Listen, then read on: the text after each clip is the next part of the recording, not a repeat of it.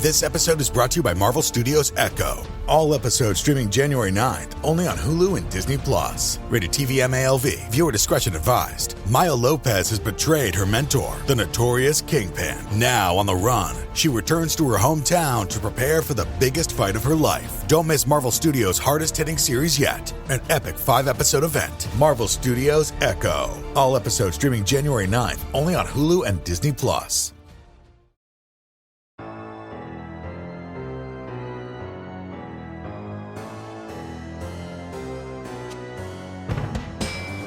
Hi there, I'm Shelby.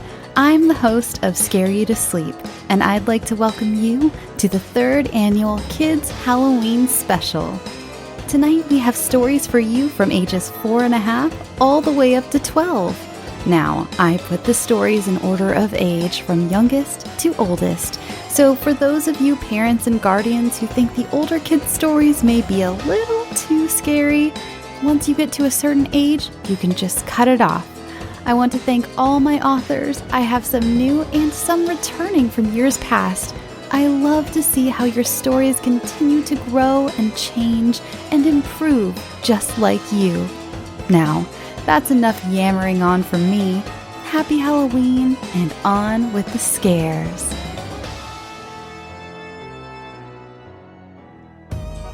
Best Friends Forever by Danica F., age 4.5. There are bats, and they were good. They were trying to help me get back to my home. Because they were trying to put me in jail, the bad guys. And then the bats saved me. And then, once upon a time, Daddy and me and Daddy's friend and my friend Henry were trying to get home, and when me and Henry looked back, there were 4 ghosts. And when we turned around, there was a scary mall. Me and Henry were superheroes. PJ Masks. And Daddy's friend didn't know.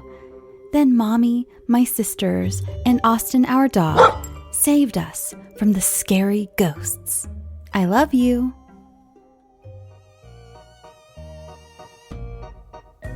Scared to Death by Raghav Chakravarti, age 5. Once there was a kid who was going through a forest. He saw a scary shadow. He didn't mind it, but as he got closer to the shadow, he was a bit scared. Everything was getting darker and darker and darker. Then he saw the monster.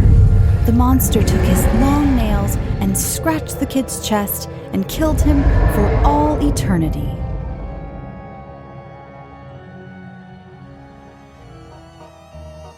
The Pumpkin Monster Wants Your Candy by Cora Bailey, 6 years old. A pumpkin jack-o'-lantern was placed on a scarecrow's head. It became the Pumpkin Monster. On Halloween night, the Pumpkin Monster came to life. It had sharp, pointy teeth. The Pumpkin Monster watched a little boy and a little girl approach the house to trick-or-treat. The boy's name was Emmett, and the girl's name was Katie Kay. After they had their candy, the Pumpkin Monster jumped out of the shadows and chased the boy and the girl. The Pumpkin Monster caught Emmett, but Katie Kay kept running and escaped.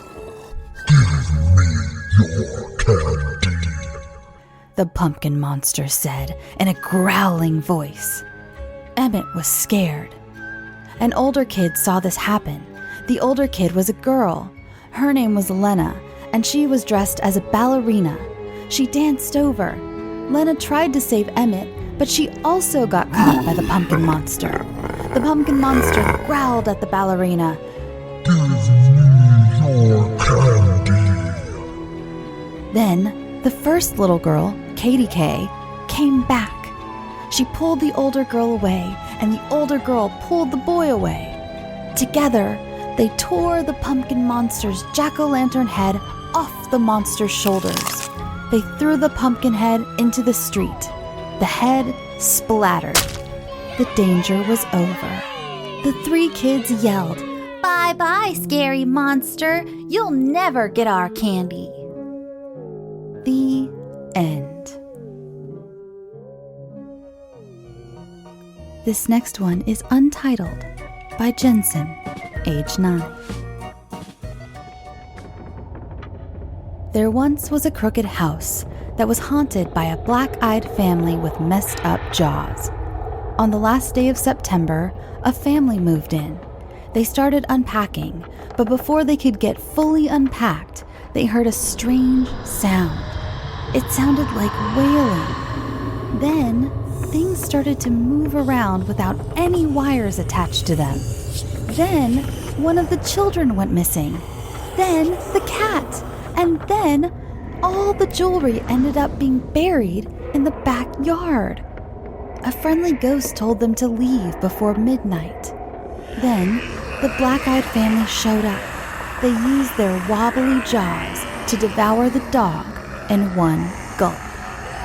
Then, the clock struck midnight, and the whole family was devoured. The end. The Frogger by Jameson Reddy, age 10. Alice was 12 years old and a half, she would say. She was also a sister of two 15-year-old brothers. Her brothers were obsessed with one thing: BB guns. They had every single version of BB guns. AKs, pistols, big ones, little ones, and even a little gun that would go only 5 feet at most. The Balloon Blaster 2000 was a 3-foot-long BB shotgun that would kill a person in 2 shots to the body or the head. Alice jolted awake suddenly. She could hear footsteps above her in a very slow pace. She wasn't worried because she lived in a 2-story house, and her room was on the 1st floor. As Alice looked around her and realized she wasn't in her room, she was in the upstairs spare guest bedroom, still hearing the footsteps. Alice had a smart, kind, and brave personality. Still hearing the footsteps, she kept out of bed quickly and quietly and into her brother's room. The door was slightly cracked, and she wiggled and squeezed through the door to not wake her brother. On the wall next to her brother was the BB shotgun, cocked and ready to fire. In a quiet and crouched way, she tiptoed to the wall and reached for the BB gun. As it was almost in her hands, her brother started to wake up. It usually took about 3 seconds for him to open his eyes and see her, so Alice reacted fast. She fell to the ground and rolled under the bottom of his bed. The brother opened his eyes, looked around, and fell back to sleep. She got out from under the bed, took the BB gun, then grabbed the flashlight next to it, and headed to the attic. Alice pulled down the attic rope, and the stairs fell to her foot level. There was a sudden feel of fear rushing through her body. When Alice was at the bottom of the stairs, there were still slow footsteps. But when she was climbing and at the top, the footsteps stopped. The thing knew she was there and after it. At the top of the stairs, Alice saw something. It looked like a human, but at the same time, she could not tell. As Alice moved closer, she could tell what it was and what it was doing. The thing was a woman with a knife in her hand, and she was next to a dead body. The woman looked straight into Alice's eye and started to chase her in a maniac way. Alice cocked back and shot the woman quickly. The woman fell to the ground in pain. The woman said, "Please, help me," in a begging way. Alice felt bad and started to walk closer to the woman in a slow pace. Eventually, she got there and put her hand out for the woman to grab to pull up. The woman smiled and put her left hand out, but at that moment, she pulled out the knife. Alice tried to run away. but the woman was grasping her tight. The woman stabbed her knife through Alice's hand, and Alice screamed in pain, waking her family up. The woman let go, and Alice ran back to the BB gun. Alice picked it up in fear and told the woman, "Yippee-ki-yay, jerk!" Now, Alice was very mad, so she cocked back and killed the woman. She went downstairs, covered in blood, and her hand needed immediate medical attention. Her parents took her to the hospital, and her hand got better eventually. But there was one thing that never healed: the fear of that crazy night happening.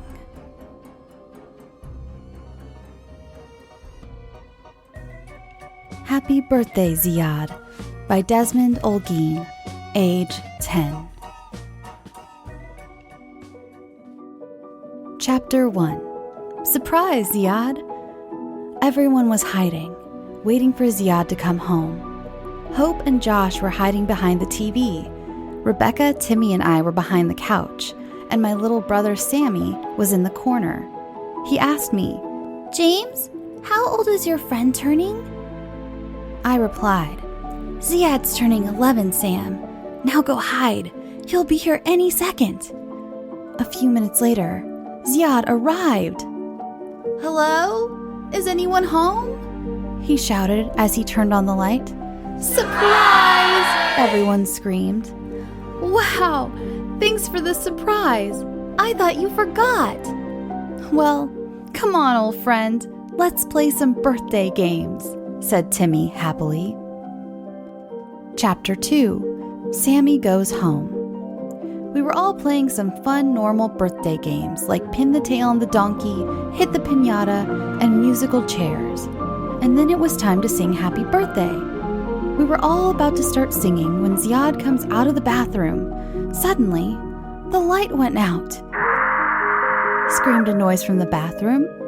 Then, the light came back on and Ziad came out. "Ha ha, you fell for it." "Oh, it was a prank?"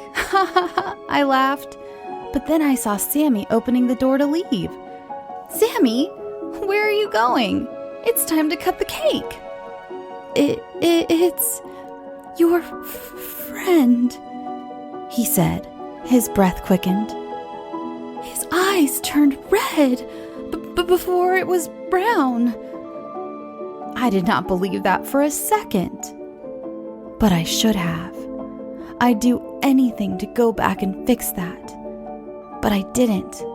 And now, I regret that. "Look, Sammy, if you want to go home, then leave." But just go, I screamed at him. Chapter 3. The Door. "Come on, everyone. Let's sing Happy Birthday to Ziad," Hope said. "Happy birthday to you. Happy birthday to you. Happy birthday, Ziad. Happy birthday to you." The lights went out again. Rebecca screamed. The light went back on, and Ziad was chewing on Rebecca's leg. The body and head on the floor. Her pupils weren't there, and the blood was all over. Sorry if I ruined the party, but I need your hearts, Ziad said in a deep voice as he ripped out Josh's heart. Everyone started running upstairs while screaming very loudly. I was terrified. Come on, let's play, he shouted. That was the last time I saw Timmy. Guys, we have to pick up the pace. He's gaining on us, Hope shouted. Quick, that door! I have a lock in my pocket, I said, running out of breath from all this running. We went in and locked the door. Click. What's happened to him? Tommy shrieked. I think he's possessed, Hope whispered. Wait, what is this? A bedroom? I spoke. Let's hope Ziad will cool down. Chapter 4. Through the Closet. The room looked normal. It had 2 pictures on the wall, a fancy bed, side table, lamps, and a big old closet made out of wood. Why is it so quiet? Are you okay? You can come out now. Ziad said as he cut the door in half with a chainsaw. Ah! Quick, hide in the closet. Wait, what?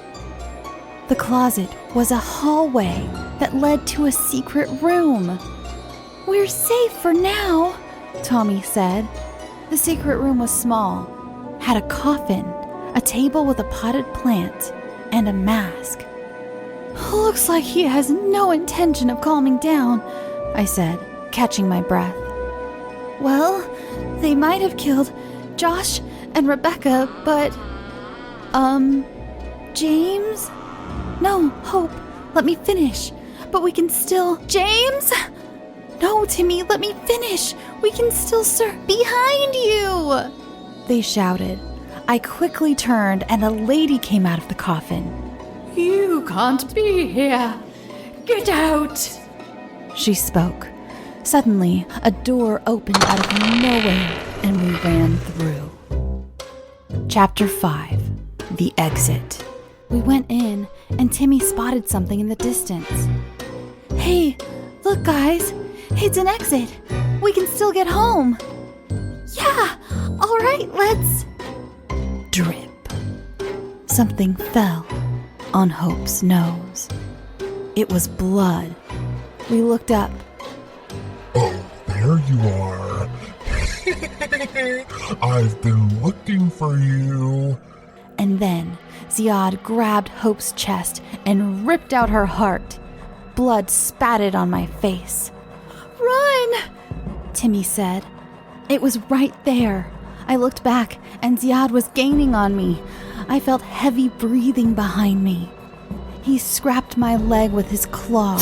I fell on the hard floor. Timmy, help! I saw Timmy run towards the exit. And that's all I remember. Now here I am, writing it in my book, at heaven. Meanwhile, Ziad walked to his master. Did you get what I asked for? His master said. 4 hearts, my master. 4. I asked for 6. Okay, 1 left, and the other made it out. Well, if you don't go get those kids' hearts, then I can't do the ritual. So if you don't get those hearts, you will be the replacement.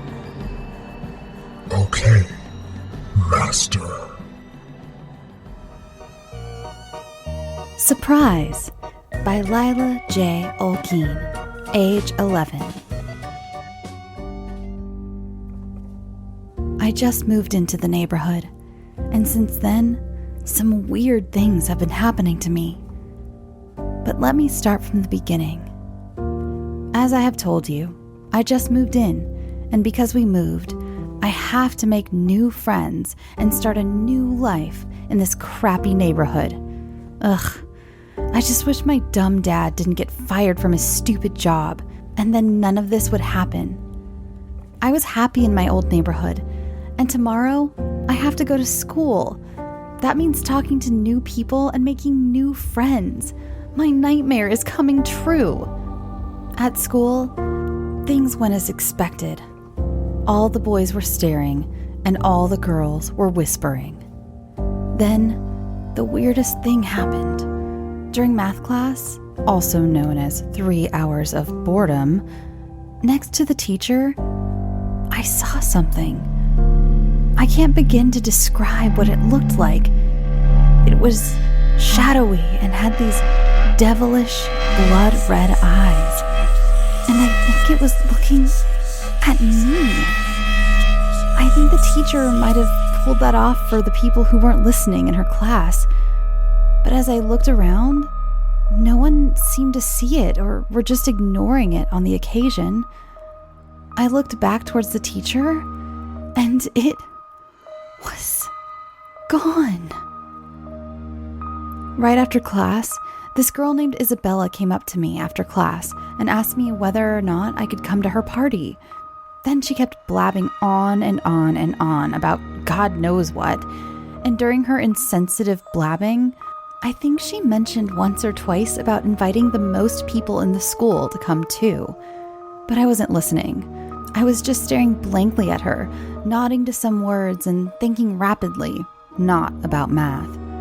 But that shadowy figure. At that moment, I snapped back into reality, thanked Isabella for the kind invitation, and rushed out of class. That night, as I went to bed, I felt a sudden presence either inside or outside my room. I heard a light flicker on, and as I looked at the bottom crack of my door, I saw black footsteps flooded in a yellow bright light approaching and stopping directly in front of my door. At that point, I saw my door handle turn as though someone was opening it from the outside. I didn't think twice about it because I thought my parents were coming in. I glanced at the doorway, wide open, to find nobody but air. I felt a chill go down my spine and I looked around my room, and on the left-hand side of my bed, I saw the same crepuscular figure from math class. It stretched its umbriferous hand or whatever over to me. I was really scared. I don't think there's a word for it. Terrified doesn't even scratch the surface of how horror-struck I was. Its hand still reaching for me sweating like there's no tomorrow. I woke up. Pretty shaken of my nightmare, I hopped out of bed. I noticed my door was open so wide, like in my nightmare. I wondered whether it was true or not, but I didn't think much about it because today was the day of the party. I was so excited. But on the drive to her house, I couldn't stop thinking about that strange contour figure I keep seeing. When I arrived at the party, everything in a normal party would happen. A piñata, tons of people, possibly the whole school, and a cake that had 14 different colored candles, and on top of that, icing spelling the name Isabella. I was grabbing more punch to put in my cup when I glanced at the table with the cake on it. I saw the same silhouetted figure. That was it. I was sick and tired of seeing that stupid figure. I was about to march out the door when Isabella stopped me and told me it was time to sing happy birthday to her. I looked back at the figure, and he was gone, as if he just vanished. After singing happy birthday, that moment, the room went dark, started spinning, and I had a similar feeling of being scared again. Subsequently, the room stopped spinning, and a light flickered on, only illuminating a tiny portion of the dark place, like in horror movies. At that point in time, I saw that penumbra figure standing under the light as though under a spotlight. With every step it took into the darkness, a low light skylight would catch its step, its devilish eyes on me with every step, not leaving my sight as it got closer and closer and closer. When it got the closest it has ever got to me, lights flicked on, burning my eyes with a yellowish color. Everybody in the party was staring at me, all happy looks in their eyes, and yelled, "Surprise!" I had no idea what just happened as the room started to fill with laughter. I joined in, not really sure what to laugh about. At that moment, as if robotically, all heads turned to me with devilish, blood-red eyes.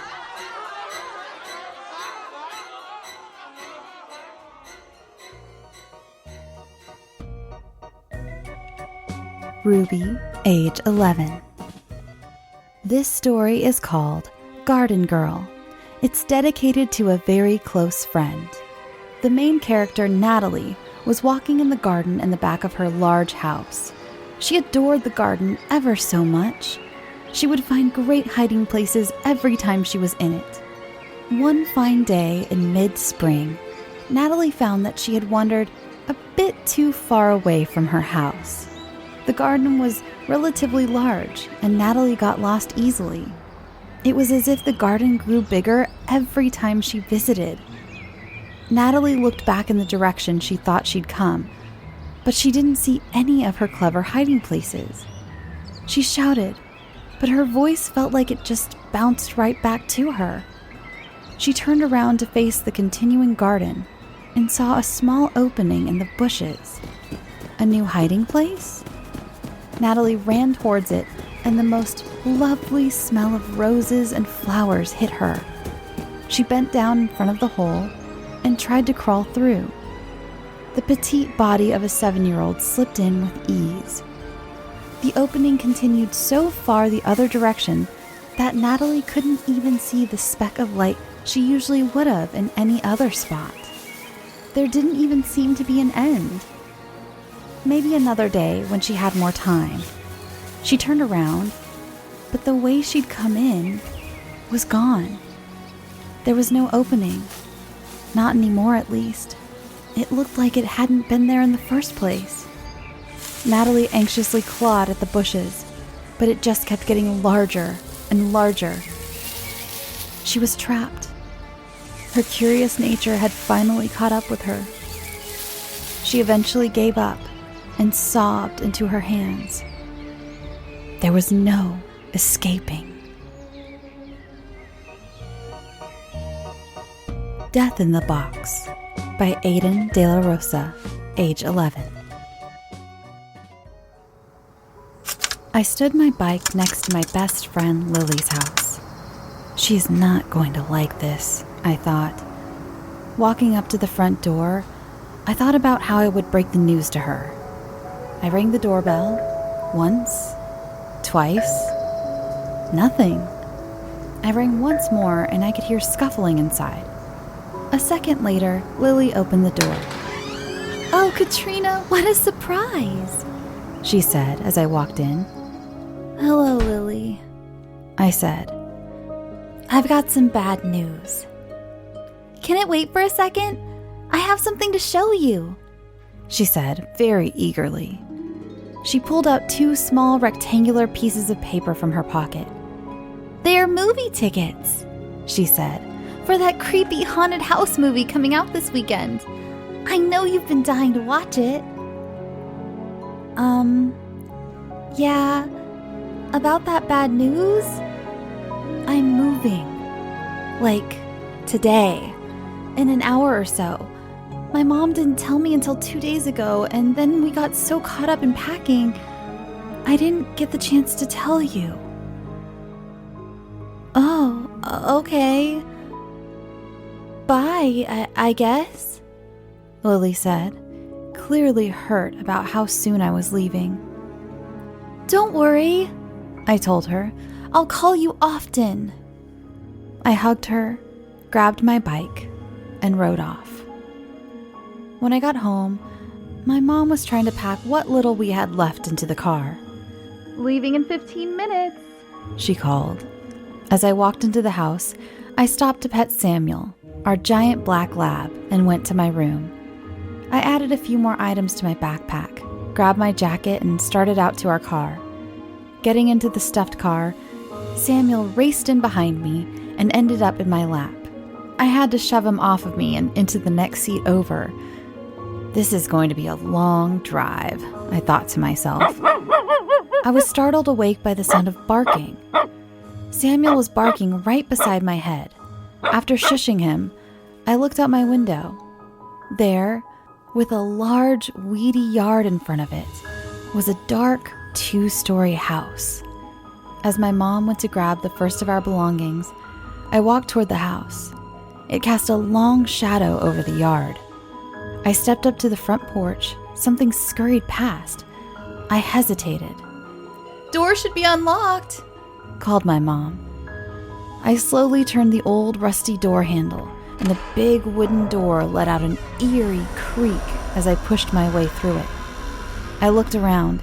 It was much bigger than the house we left, but it was dark, covered in dust and spider webs, drafty, and kinda gave me the creeps.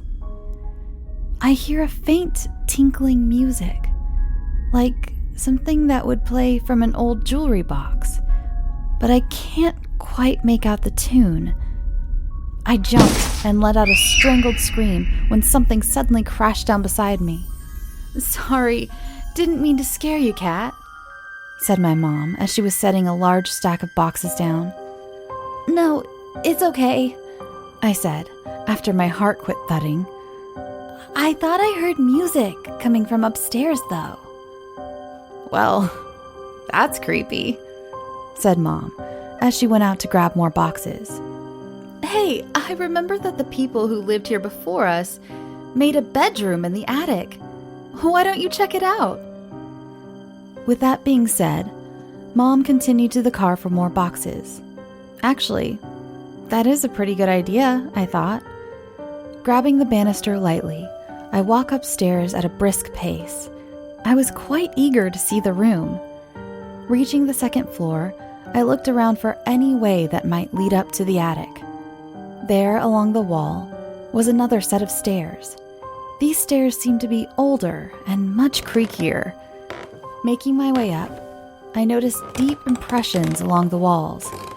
Large gouges taken out. Looks like knife marks, I thought, as my heartbeat sped up. No, the previous owners must have owned a dog. They're scratch marks, I told myself, and immediately I pushed the idea out of my mind. Entering the room, the first thing I noticed was the dirty, raggedy old bed in the corner. I walk a little closer and saw there are so many stains on the quilt that covers the bed. They look a lot like old, dried blood stains. I hear a muffled scuffling noise, maybe coming from under the bed. I step back a little and noticed more scratch marks on the wall that fade down past the bed. I've seen enough. I walk through the doorway and onto the stairs. Immediately, I hear the same music that I heard earlier. Now, though, I clearly hear the tune. It's Pop Goes the Weasel, but slower and slightly out of tune. It seemed to be emanating from the attic bedroom. As I turned to walk back in, it stopped. How odd, I thought. I searched the room for anything that might have made the music. Not seeing anything in plain sight, I crouched down beside the bed. There, an old kid's toy, faded and forgotten. A jack-in-the-box. I shake my head. It must have shifted as I walked across the creaky old floor, that's all. Leaving the toy where I found it, I head back down to the second floor and find my new room. Satisfied, I head back out to the car to help my mom unload the car. After a long day of unpacking and carting things to this room and that room and upstairs and back down, we were exhausted. We ordered pizza and had a late dinner sitting amongst all the boxes we still needed to unpack. Upstairs and ready to crash, my mom helps me get sheets and a blanket onto my bed. We can't find the box that has all the pillows, but I'm too tired to care. I startle awake with something warm and wet on my cheek. It's Samuel licking me. Annoyed, I push him and turn over. I listen to the pitter-patter of his paws walking out of my room. As I'm drifting back to sleep, I think I hear that dumb old jack-in-the-box playing again. I sit up and listen harder, but now all I hear are Samuel's paws moving about above me. He must have gone to explore the attic. I lay back down and quickly drift off again.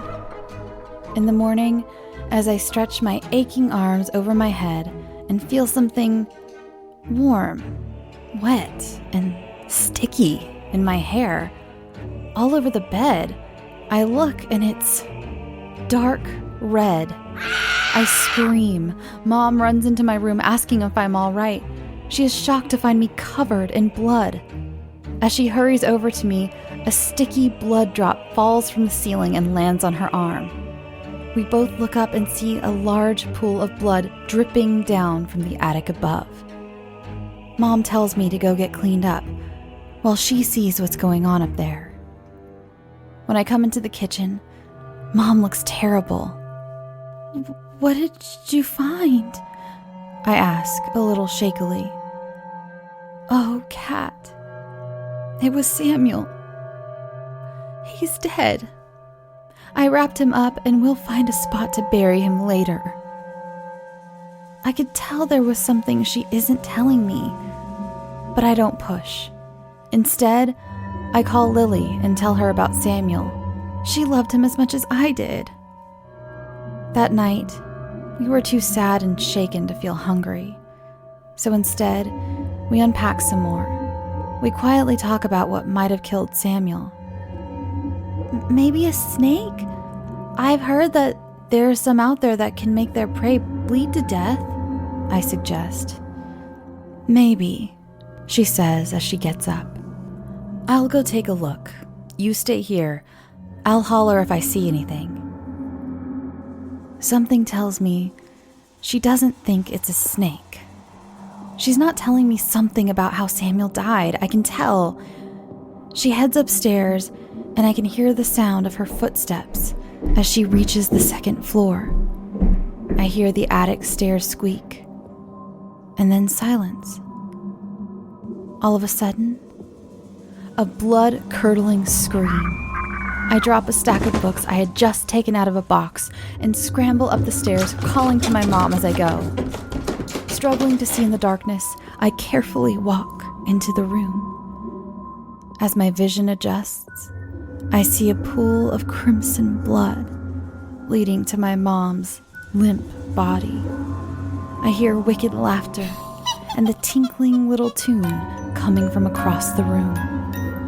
I look up and I see the Jack-in-the-Box.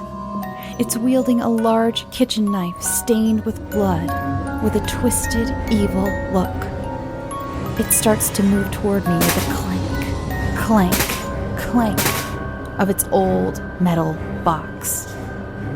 It lunges and sinks the knife into me and laughs even more. Everything goes black. The end.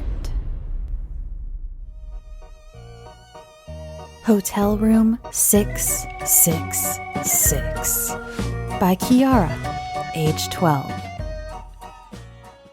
October 31st, Halloween. I love this holiday. Well, love does not fit me anymore, more like loved, because what happened to me one fateful Halloween ended up stealing my very life away from me. There is a reason why I'm in this insane asylum. And it's not because I went crazy. It's because, well, they won't tell me why I'm here officially. But the events that happened that Halloween was filled with dramatic fear that literally led me straight into this situation. It all started 4 years ago. I was going up to my friend's house for the weekend, but she lived about 5 hours away, and I got a late start. Lucky for me, just as I was getting too drowsy to keep driving, there was a hotel next to me on the road. It wasn't much to look at, but it did have a room open, so I obviously checked in and brought my bags and went to my room.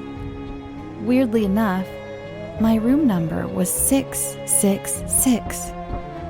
I know I should have asked for a different room, but I didn't think much about it, and more importantly, I did not know of the danger to come.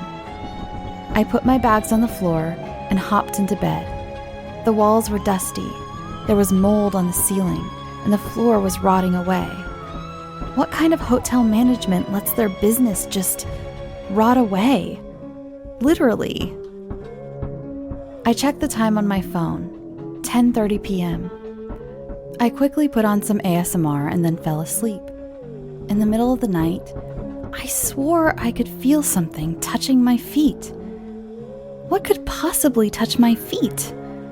Was it a rat? Ew! The thought made my skin crawl.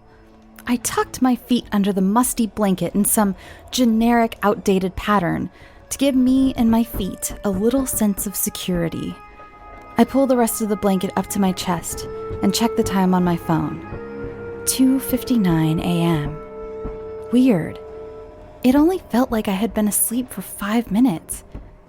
But that's how sleep works, I suppose. Anyway, I noticed that my ASMR had changed to a weird growling sound. I can't really describe it, but it sounded like a faint chanting sound that I had never heard in my life. I decided to ignore the nagging in my head and close my eyes once more. No sooner than I had closed my eyes did I feel something tug the blanket at the foot of the bed. I clenched my eyes shut tighter, hoping that it will somehow help. Suddenly, the entire stiff-as-a-board floral patterned bedspread was pulled completely off of me and fell to the floor. I opened my eyes, only to see a black figure standing over the foot of my bed, looking directly at me. Our eyes locked in the darkness, and from there, I was completely paralyzed. My mind was running a mile a minute, wondering if I was paralyzed or if it could be that sleep paralysis that I've heard about somewhere before. What's in my room? What does it want? The panic was just too much, and I suppose that I had passed out. When I came to, I was in a room. Not room 666, but a room that was sterile and cold. I was staring upwards at a bright light that was attached to a fan.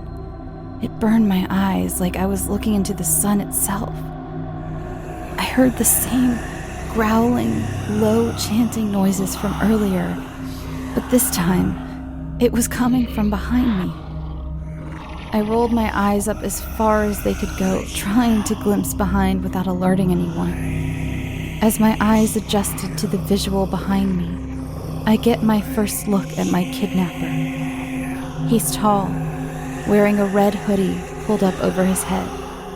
He has a book in his hands, and I can see his lips moving in the rhythm of the chanting. That's not even the scariest part. We were not alone. Other men were to his left and right, all of their lips moving in sequence. One man was holding a cross upside down.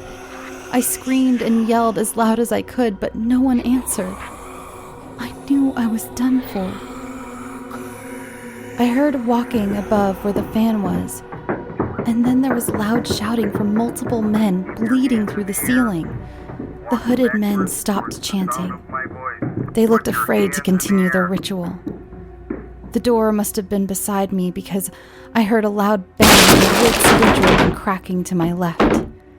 The wood comes crashing to the floor and the men start to scatter as police officers enter the frigid room. 2 more officers joined in behind him. The female helped me off of the white cot that I had been laid on by my captors, and I ran out of the room as fast as I possibly could. I didn't care that I left my phone or anything else behind. I just ran and wouldn't look back. The very last thing that I remember from that day is that I had been caught by someone in the street and sent here. Ever since then, I've grown to hate Halloween. And the worst part, I never got to visit my friend. They declared me missing on my way. My friends and family have no idea where I am, and no one will tell me if I'll ever get out of here. Perhaps the absolute worst part of it all is after all I had been through, my new, white, cold, and sterile room here in the asylum is number 666.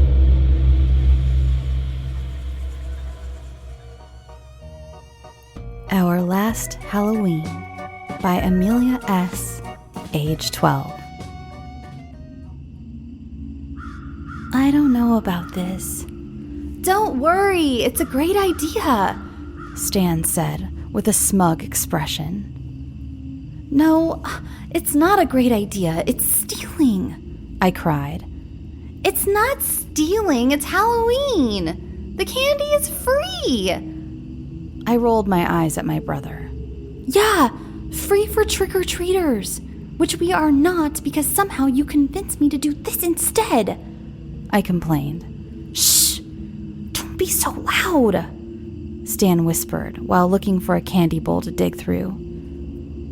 Okay, so what's the plan again? I sighed. We go around after dark and collect the candy that people forgot to bring inside, Stan said, as if he was some sort of genius. What makes you think that people would forget to bring their candy inside? I asked. That house did. We walk up to the house, but something grabbed my attention. There's something in that bush, I say, while pointing at the shrubbery outside the house. The leaves were shaking. Stan and I looked at each other and slowly approached the garden. I reached my hand out and pulled back the leaves when out jumped a cat. It's just a stupid cat, Stan said. Let's just get the candy and go. We walked over to the porch and grabbed whatever that was left in the bowl. We walked down the driveway when I noticed the jack-o'-lantern that was sitting by the mailbox was rattling. I decided not to say anything since the bushes had been nothing. This must have been an animal too. As we walked farther away from the house, I looked back just to reassure myself that it was nothing more than a thing of my imagination. Another candy bowl, Stan said excitedly, not realizing that I had stopped walking. Molly? Stan turned and looked at me. We watched the sweet, carved-out smile loosen into a frown. Run! Run! I yelled. What? But how are they alive? Stan said. Stan, come on! We watched the pumpkin become some sort of twisted monster. While running from it, the pumpkin somehow grew arms and legs. They looked like the same vines that made up the stem. You broke the rule of Halloween, the pumpkin yelled. It can talk now? Great! That's honestly just perfect, Stan said sarcastically. What does the rule of Halloween mean? I asked.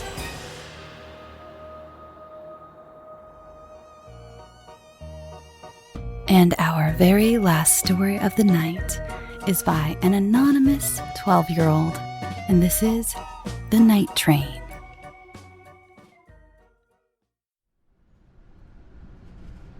Welcome aboard the night train. Hold on to your ticket, or the ticket master will have to eject you onto whatever place we are crossing. Yours is golden, golden as your heart. You are courageous to board, but courage will not get you far. Your cabin is on the left, 15th from the first. Please do not disturb our other passengers. Keep your watch on you at all times. It is the only thing that will not turn on you. The porter has brought your bags to your room. Enjoy your stay, and remember to alight at your designated destination. Number 1, the first rule of the night train. Only leave your cabin at meal times. There are not only other passengers and staff on this train. You hear them, sometimes, walking the corridors, whispering, murmuring, wailing, running. You walk alone from your compartment to the dining car, and you eat alone. You return to your cabin after you have finished, and you only leave again when the bell is rung. Number 2, outside your door is not your loved one. Do not open the door unless it is knocked on twice and a position is stated. It is night, and you hear, your significant other. They are telling you they love you and would like you to let them in. Do not let them in.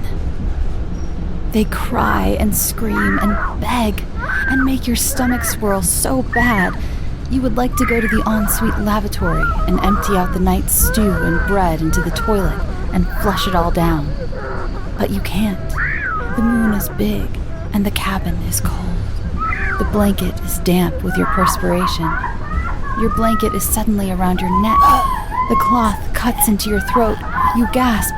The room is staring at you, and the walls are closing in. Your loved one is pounding at your door, screaming your name. The room starts to blur. Maybe it's a dream. It's a dream. Your airway is being crushed. It is a dream. Knock, knock. Ticketmaster. Number 3. There is no housekeeping.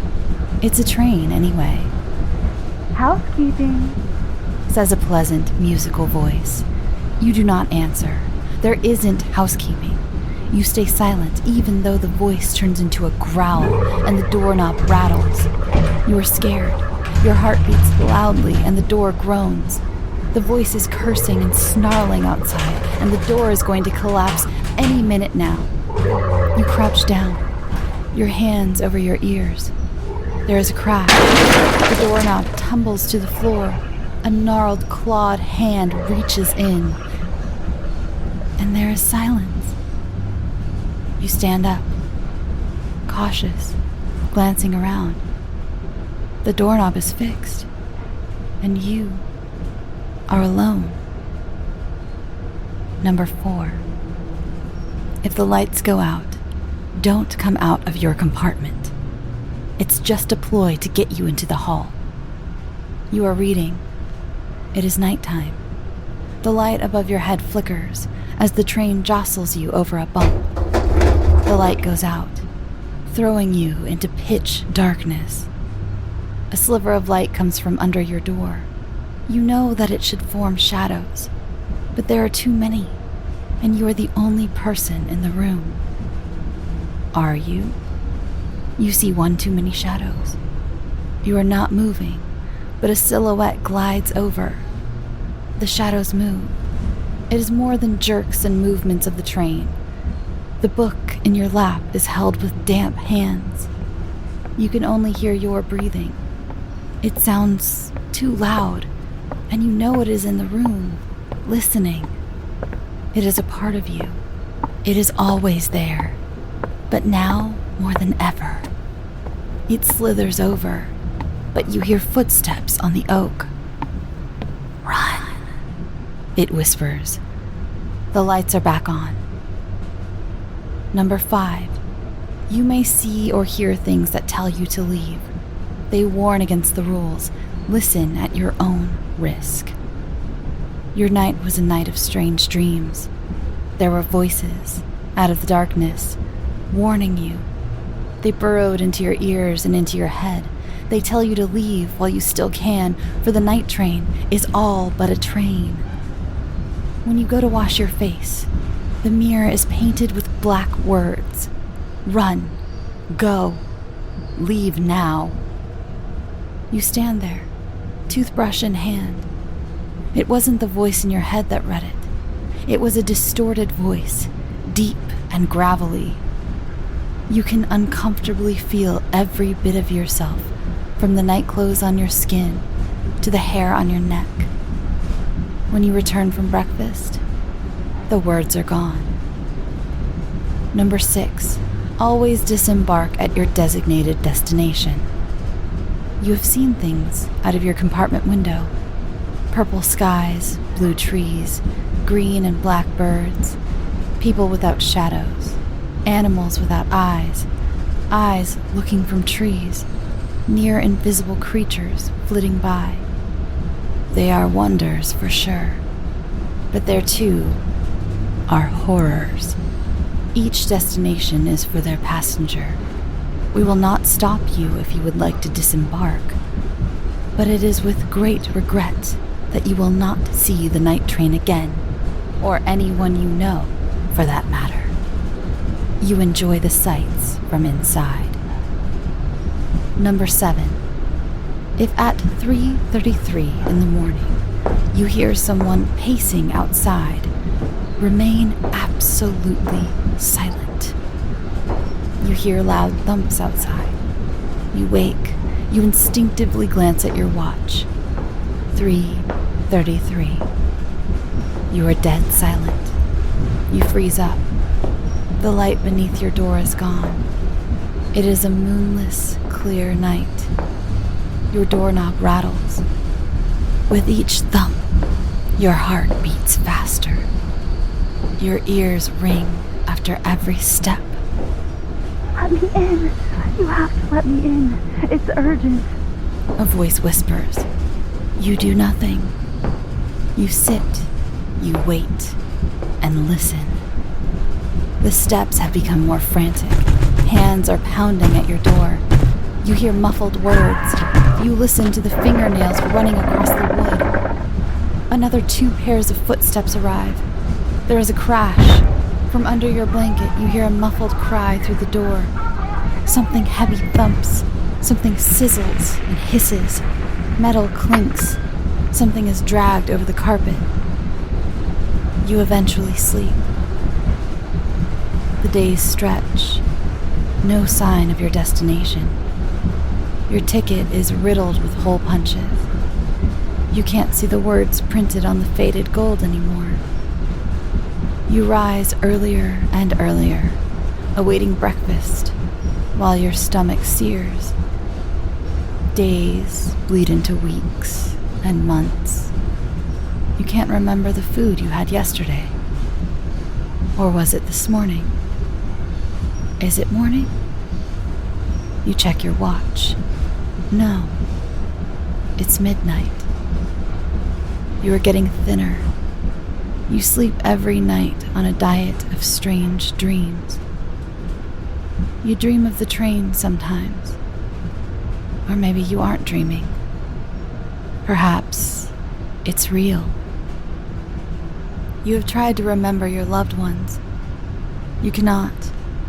Their faces are smudges of skin.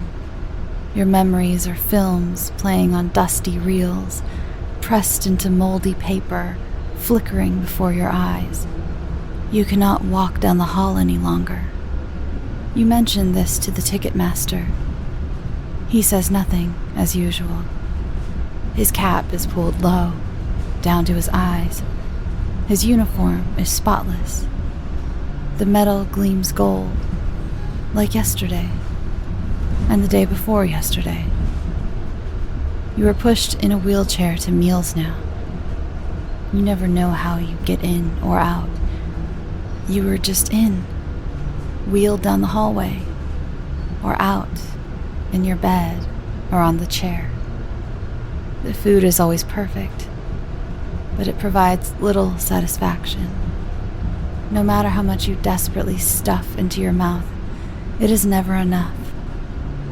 The food you bring back to your compartment disappears. Maybe you shouldn't have followed the rules. You are frail, trapped in this never-ending limbo. The train's jerks do not affect you. You know when it will turn and when it will jerk. You never sleep anymore. You cannot. You are never tired. But you grow frailer and frailer till you have to bunch up your trousers' waistline to fit. Outside, you hear baggage being moved. You hear cautious, light footsteps. You want to warn them, but you can't. You are the night train. The night train is you. You belong to the night train. Forever. One last time. The door shuts fast behind you.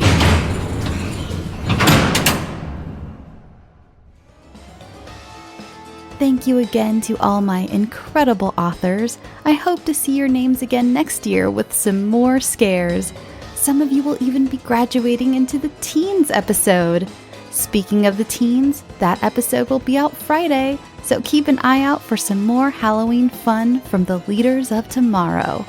Now, remember to drink your water, go get some sleep, sweet dreams, and happy Halloween.